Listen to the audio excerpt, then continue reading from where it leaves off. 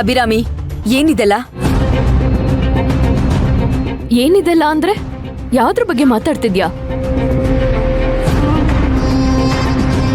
ಮಾತಾಡ್ಬೇಕಾದ್ರೆ ಕ್ಲಾರಿಟಿ ಇಟ್ಕೊಂಡ್ ಮಾತಾಡು. ಆಫೀಸ್ ಮೀಟಿಂಗ್ ಅಲ್ಲೂ ಹೀಗೆ ಮಾತಾಡ್ತೀಯಾ? ಇಷ್ಟು ದೊಡ್ಡ ಬಿಸ್ನೆಸ್ ವುಮೆನ್ ಆಗಿ ಒಂದು ಕಮ್ಯುನಿಕೇಶನ್ ಸರಿ ಇಲ್ವಲ್ಲ ನಿಂದು? Don't act smart Abhirami. ನಾನು ಯಾವ್ದ್ರ ಬಗ್ಗೆ ಮಾತಾಡ್ತಿದ್ದೀನಿ ಅಂತ ನಿಂಗೆ ಗೊತ್ತಿಲ್ವಾ? ನಿನ್ನ ನನ್ನ ಮಧ್ಯೆ ಸುಮಾರು ಸಮಸ್ಯೆಗಳಿದೆ. ನೀನ್ ಯಾವ್ದ್ರ ಬಗ್ಗೆ ಮಾತಾಡ್ತಿದ್ಯಾ ನನಗೇನ್ ಗೊತ್ತಾಗ್ಬೇಕು?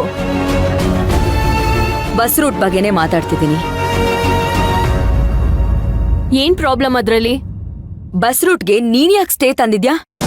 ಕೇಸಲ್ಲಿರೋ ಬಿಸ್ನೆಸ್ ನ ಕಂಟ್ರೋಲಿಗೆ ತಗೊಂಡು ಅದಕ್ಕೆ ಸಂಬಂಧಪಟ್ಟ ನಿರ್ಧಾರಗಳನ್ನ ತಗೊಳ್ಳೋದು ಕಾನೂನ್ ಪ್ರಕಾರ ಅದು ಅಪರಾಧ. ಹೌದು ತಾನೆ? ನಿನ್ ಆಸ್ತಿ ಕೇಸು ಕೋರ್ಟ್ ಅಲ್ಲಿದೆ. ಹಾಗಿರ್ಬೇಕಾದ್ರೆ ಹೇಗೆ ಬಿಸ್ನೆಸ್ ಡಿಸಿಷನ್ಸ್ ನ ತಗೋತ್ಯಾ ನೀನು? ಅದೆಲ್ಲ ಫೋನಲ್ಲಿ ಹೇಳಕ್ಕಾಗಲ್ಲ. ಡೈರೆಕ್ಟ್ ಆಗಿ ಬಾ, ಮಾತಾಡ್ಬೇಕು. ಅಯ್ಯೋ ಬರ್ತೀನಿ, ನನ್ಗೇನ್ ಭಯನಾ? ಜಾಗ ನೀನ್ ಹೇಳ್ತೀಯೋ ಇಲ್ಲ ನಾನೇ ಡಿಸೈಡ್ ಮಾಡ್ಲೋ? ನಾನೇ ಜಾಗನ ಮೆಸೇಜ್ ಮಾಡ್ತೀನಿ. ಇನ್ 1 hour ಅಲ್ಲಿ ಅಲ್ಲಿರು. 1 hour ಅಲ್ಲೆಲ್ಲ ನಾನ್ ಬರಕ್ ಆಗಲ್ಲಮ್ಮ. ನಾನು ನನ್ ಗಂಡ ಹೊರಗಡೆ ಹೋಗಿ ಸುತ್ತಾಡ್ಕೊಂಡ್ ಬಂದಿದೀವಿ. ಫುಲ್ ಸುಸ್ತಾಗಿದೆ. ಒಂದ್ 1/2 hour ರೆಸ್ಟ್ ಮಾಡಿ ಫ್ರೆಶ್ ಅಪ್ ಆಗಿ ಬರ್ತೀನಿ. ನೀನ್ ಕರ್ದಿದ್ ಟೈಮ್ಗೆಲ್ಲ ನನಗ್ ಬರಕ್ ಆಗಲ್ಲ. ನಾನ್ ಬರೋ ಟೈಮ್ಗೆ ನೀನ್ ಫ್ರೀ ಮಾಡ್ಕೊಂಡ್ ಬರ್ಬೇಕು. ಸರಿ, ಲೊಕೇಶನ್ ಕಳ್ಸು, ನಾನ್ ಬರ್ತೀನಿ. ಸರಿ, ಆಯ್ತು.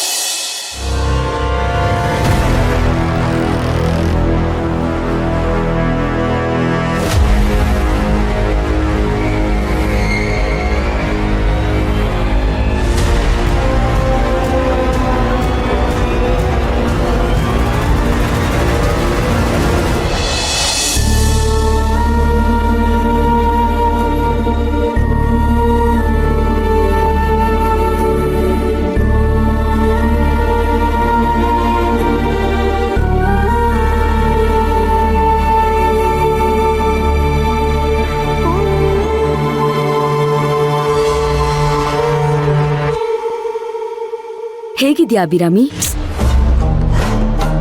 ವಿಷಯ ಏನ್ ಹೇಳು? ನಮ್ಮಿಬ್ರು ಮಧ್ಯೆ ಇರೋ ಸಮಸ್ಯೆನ ಬಗೆಹರಿಸ್ಕೊಳ್ಳೋದಿಕ್ಕೆ ಮಾತಾಡಕ್ ಬಂದಿರೋದು.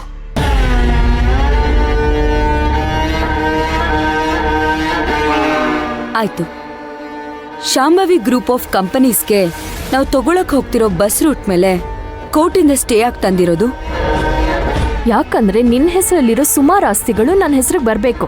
ಪ್ರಾಪರ್ಟಿ ಕೇಸು ಕೋರ್ಟಲ್ಲಿ ನಡಿಬೇಕಾದ್ರೆ ಅದ್ರ ಬಗ್ಗೆ ನಾವು ತೀರ್ಮಾನ ತಗೋಬಾರ್ದು.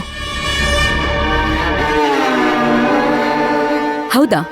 ಯಾವ ಆಧಾರದ ಮೇಲೆ ನನ್ನ ಪ್ರಾಪರ್ಟಿ ಮೇಲೆ ನೀನ್ ಕೇಸ್ ಹಾಕಿರೋದು? ವಿಷಯ ಗೊತ್ತಿಲ್ಲದೆ ಯಾರ್ಯಾರ್ದೋ ಕೆಲ್ಸಕ್ಕೆ ಬಾರ್ದವ್ರ ಮಾತೆಲ್ಲ ಕೇಳ್ಕೊಂಡು ಕೇಸ್ ಹಾಕಿದ್ಯಾ?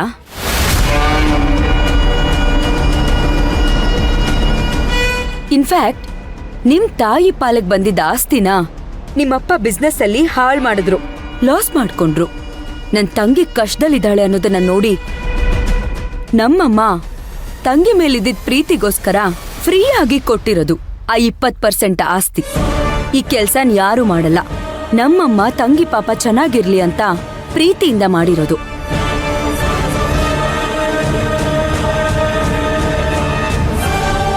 ಇಷ್ಟಕ್ಕೂ ನಮ್ಮಮ್ಮ ಆಸ್ತಿ ಪಾಲ್ ಮಾಡ್ಬೇಕಾದ್ರೆ ಮೋಸ ಮಾಡಿದ್ದಾರೆ ಅಂತ ನಿನ್ ತಲೆಗ್ ತುಂಬಿದ್ಯಾರು? ಆ ದಿನ ಅದೆಲ್ಲ ನಿನಗ್ಯಾಕೆ? ಹಾ, ನನ್ಗೆ ಕಾನೂನ್ ಪ್ರಕಾರ ಆಸ್ತಿ ಇದ್ಯಾ ಇಲ್ವಾ ಅಂತ ಕೋರ್ಟ್ ತೀರ್ಮಾನ ಮಾಡುತ್ತೆ. ನಾವ್ ಕೊಟ್ಟಿರೋ ಡಾಕ್ಯುಮೆಂಟ್ಸು ವ್ಯಾಲಿಡ್ ಇದ್ರೆ ಅದು ಕೋರ್ಟಿಗೆ ಸತ್ಯ ಅನ್ಸಿದ್ರೆ ತೀರ್ಪು ನಮ್ ಪರವಾಗಿ ಆಗತ್ತೆ, ಇಲ್ಲ ನಿನ್ ಪರ ಆಗತ್ತೆ. Very simple Shivagami. ಅದ್ರ ಬಗ್ಗೆ ಈಗ ಮಾತಾಡೋದು ಯಾಕೆ? ನೋಡು ಅಭಿರಾಮಿ, ನೀನು ನನಗೇನ್ ಬೇಕಾದ್ರೂ ಮಾತಾಡು.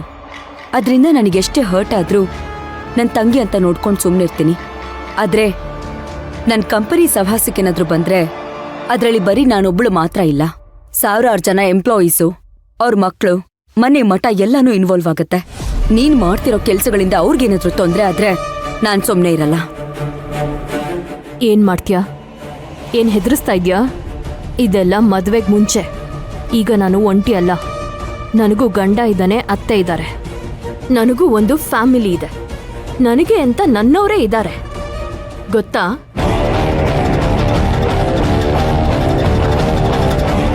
ಅಭಿರಾಮಿ, ನಾನೆಲ್ಲ ನಿನ್ನ ಒಳ್ಳೇದಕ್ಕೆ ಅಂತಾನೆ ಹೇಳ್ತಾ ಇದ್ದೀನಿ.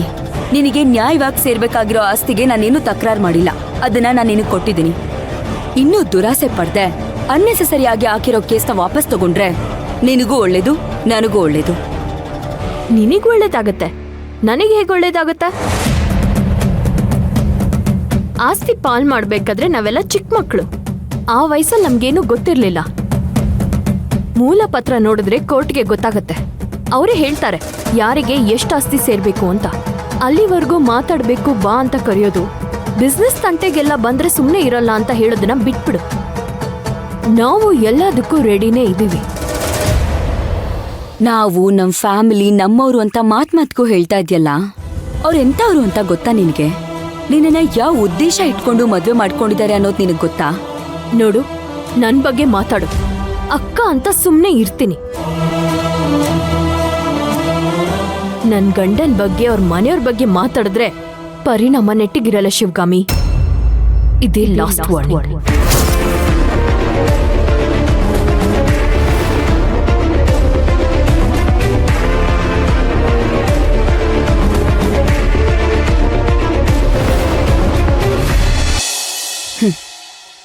ಇರ್ಲಿ ಅಭಿರಾಮಿ, ಈಗ ನೀನು ಮಾತಾಡಿರೋ ಮಾತುಗಳನ್ನೆಲ್ಲ ನೆನ್ಪಿಟ್ಕೊ, ಯಾವುದನ್ನು ಮರಿಬೇಡ.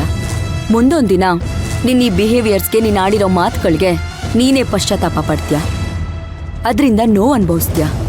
ಆಗ ಗೊತ್ತಾಗುತ್ತೆ ಅವರು ಯಾರು ಅಂತ.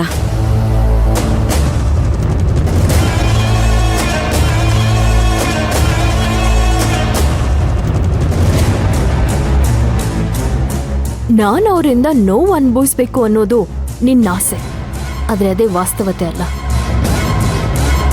ನನ್ ಗಂಡನ್ ಮನ್ಸಲ್ಲಿ, ನಮ್ಮ ಅತ್ತೆ ಮನ್ಸಲ್ಲಿ ನಿಂತರ ಕಲ್ಮಶ ಇಲ್ಲ.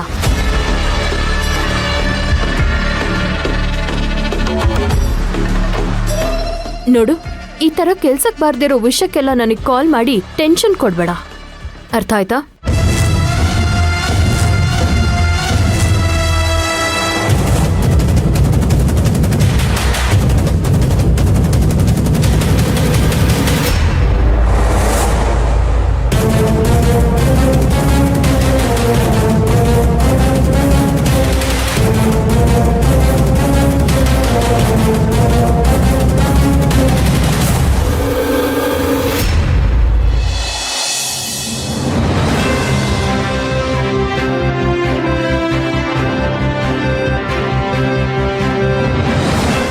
ಯಾವುದೇ ಜೀವರಾಶಿಗೆ ಉಳಿಯುವ ವಾಸಸ್ಥಳ ಅತಿ ಅಗತ್ಯವಾಗಿರುತ್ತೆ.